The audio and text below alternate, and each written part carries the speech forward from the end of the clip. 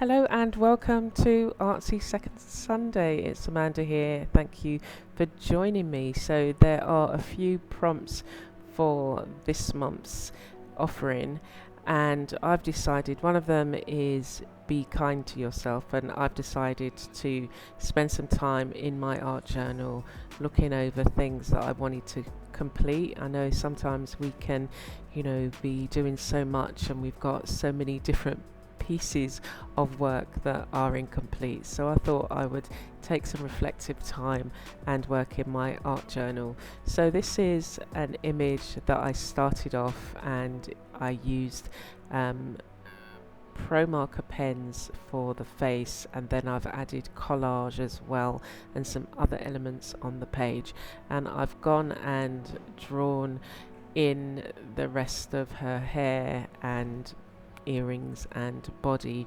using a water soluble crayon. So water soluble graphite crayon.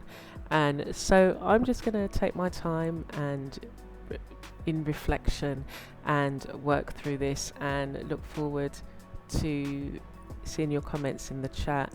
If you haven't yet subscribed, please do subscribe. Please visit all the artists who are in this art hop, and look forward to seeing if you decide to create alongside us.